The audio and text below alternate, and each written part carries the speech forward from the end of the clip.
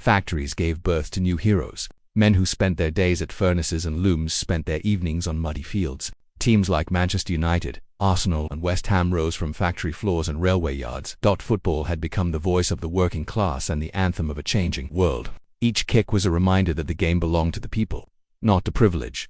Newspapers began printing match results next to stock prices. For the first time, labor and leisure shared the same page. Then came 1914. Europe burned. The First World War silenced stadiums, but not for long. On Christmas Day, 1914, in the frozen trenches of France, British and German soldiers did the unthinkable. They stopped fighting and played football. A single leather ball rolled between enemies. Rifles lay idle. Men who had tried to kill each other shared laughter in no man's land for a brief holy hour. The forbidden game became a symbol of peace. Even generals couldn't ban that moment. In the 1930s and 40s, football entered the arena of politics. Dictators and empires tried to claim it to use the people's game for propaganda in fascist Italy. Mussolini demanded victory in the 1934 World Cup for the glory of Rome. In Nazi Germany, stadiums became stages of power, banners fluttering above terrified crowds. But football's heart refused control. Players like Matthias Sindelar of Austria defied the regime, scoring, then refusing to salute. Days later, he was found dead under mysterious circumstances. Even under tyranny, the ball rolled for freedom. After World War II, the world was tired of flags and divisions. It wanted unity and found it again through football. The FIFA World Cup became a new ritual. Millions gathered around radios, then televisions, to watch nations clash, not with weapons, but with skill. Brazil danced, Hungary dazzled, and England, the land that once banned the game, lifted the trophy in 1966.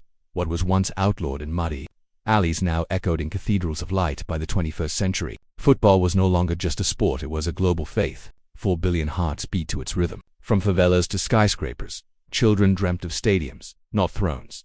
Politicians still tried to control it. Corporations tried to own it. But the soul of football, born in rebellion, raised in resistance, could never be bought. Every match, every chant, every tear in the stands was a whisper from history. We are the ones who kept playing when it was forbidden. The film closes where it began, on a silent field. A boy places a ball on the grass. Wind moves through the trees. 700 years ago, the narrator says, kings tried to silence this sound, the thud of a ball, the cheer of the crowd. But you cannot outlaw joy. You cannot ban belonging. The camera pulls back from the village field to the glowing earth, dotted with stadiums. The game once forbidden, that became the game of the world. Music swells, strings and drums rise as the credits roll. Violence was controlled. The ball was round, not oval. For the first time, football was played for sport, not rebellion. Yet outside those walls, in the smoky industrial towns, the old, rough game still lived. Factory workers and miners played in alleys, the forbidden version, still free, still until med. 2 worlds of football now existed, one for order, and one for the soul. In many towns, the game's dark reputation persisted. Police reports tell of riots sparked by matches, entire neighborhoods turning into battlefields. Starting in 1788. In Derby, hundreds fought for hours. One man was crushed to death. In another, a game between two parishes turned into an armed brawl.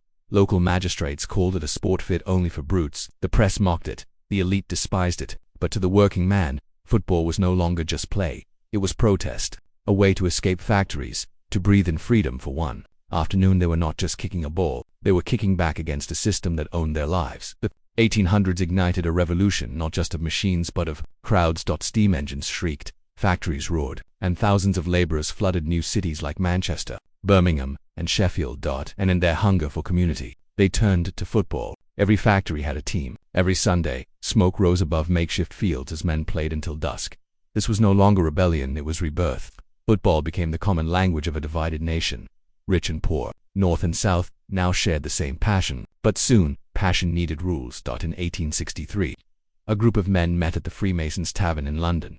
They represented schools and clubs across England. Their goal, to end the chaos. After days of heated debate, they signed a document, the founding of the Football Association. For the first time in history, football had rules. No more hacking, no more carrying, only skill, precision, and teamwork. What had once been banned as disorder was now reborn as discipline. The forbidden game had become the national game. As the 19th century closed, the forbidden game became unstoppable. From smoky factory towns to royal stadiums, football was everywhere, but hidden beneath its glory was its soul, forged in centuries of defiance. Every cheer in the stands echoed the cries of those who once played in secret fields. Every goal scored carried the spirit of rebellion, of freedom, of the people. The kings, priests, and Puritans who once feared the game were gone, but their fear had given it life. Football was no longer forbidden. It had become eternal. By the late 1800s, British sailors carried more than goods across oceans. They carried a ball in the ports of Buenos Aires, Calcutta, and Cape Town.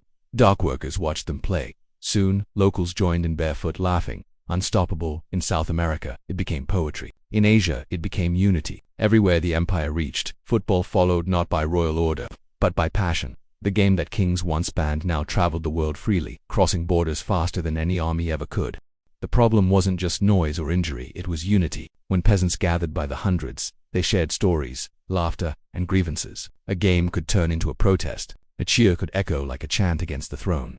During the Puritan age, the church called football a gateway to sin. On the Sabbath, priests thundered from pulpits, "No man shall chase the devil's bladder upon the Lord's day." Yet, every Sunday, when the bells fell silent, the people played. Even soldiers returning from battle joined local games, risking punishment. In France, Italy, and Scotland, rulers issued similar decrees.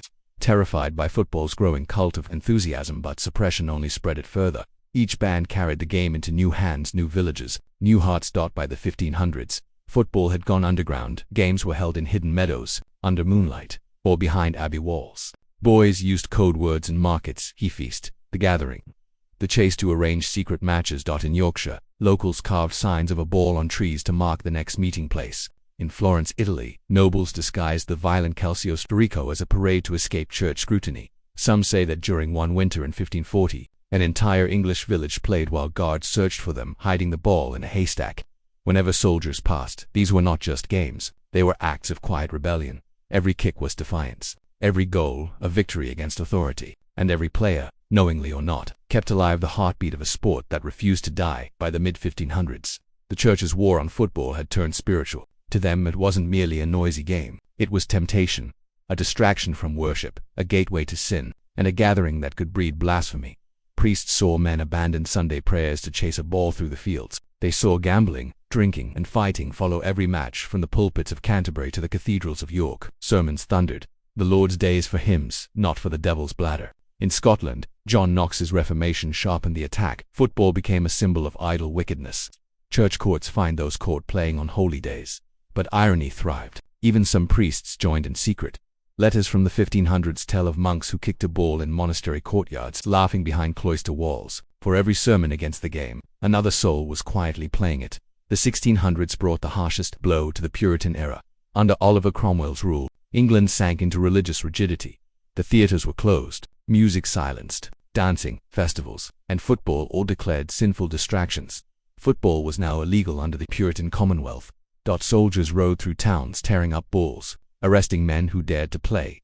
But the ban sparked an underground movement. In hidden valleys, players met at dawn barefoot, whispering oaths of secrecy. They played in silence, only cheering once the game ended. Some were fined, others whipped, yet every punishment drew more players. For them, the game had become something sacred, not against religion, but against oppression. It was faith in joy itself. In 1660, the Puritans fell and King Charles II returned to the throne. With him came laughter, theatre, and the forbidden games. Charles, ever the man of pleasure, declared, "Let the people have their sports again." Football resurfaced in villages overnight. For the first time in decades, children played openly in streets. The sound of kicking leather echoed once more through London's alleys. But though the Crown no longer banned it, chaos returned. Games grew violent again, dozens injured, some killed. The monarchy tolerated it, barely. To the rulers, football was a necessary chaos, a pressure valve for restless subjects. They allowed it to exist, but never to organize. Football was free, but fragile. By the 1700s, England was changing. The Industrial Revolution was rising, and the wealthy, who once mocked football, began to reshape it. In the grand schools of Eton, Harrow, and Rugby, teachers encouraged physical games but with discipline. The wild street football of peasants evolved into a structured pastime for gentlemen. Here rules were written. On a grey winter morning in 1314, London woke to an eerie silence. The wooden balls were gone. The laughter of boys in the streets had vanished, and nailed to every market post was a royal decree sealed in crimson wax declaring football a crime. Thus began one of the strangest bans in sporting history. For over 3 centuries, the world's most beloved game would be hunted, condemned, and outlawed by kings, priests, and parliaments, yet it never truly died.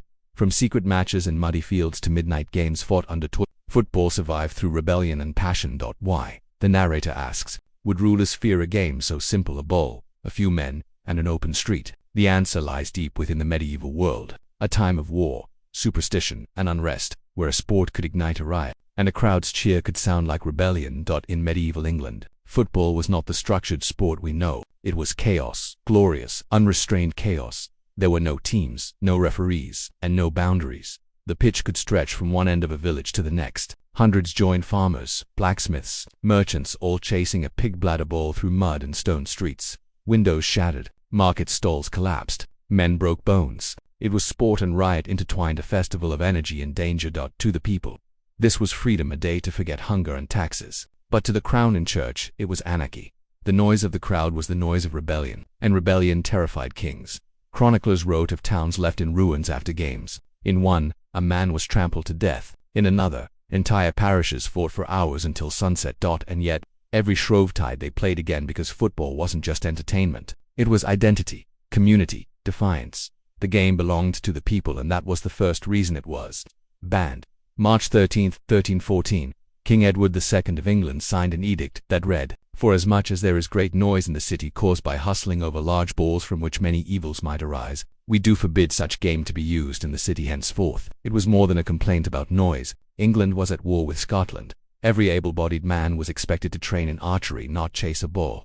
Football, the king believed, distracted men from military duty. It turned soldiers into street fighters and citizens into mobs. Those caught playing faced arrest, fines, even imprisonment. Priests were ordered to denounce the game from their pulpits. But the ban had an unintended effect. It gave football a soul of rebellion. The more it was forbidden, the more it became a symbol of defiance. From London to Lincoln, secret games were organized in alleyways. Children used rags when balls were confiscated. Men used animal skins stitched in barns. The law could silence the crowds, but not the spirit.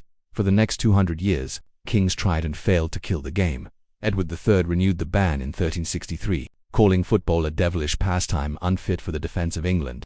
Henry IV followed, then Henry V, and even Henry VIII, who himself owned football boots made of fine leather. Each monarch saw football as a threat to order.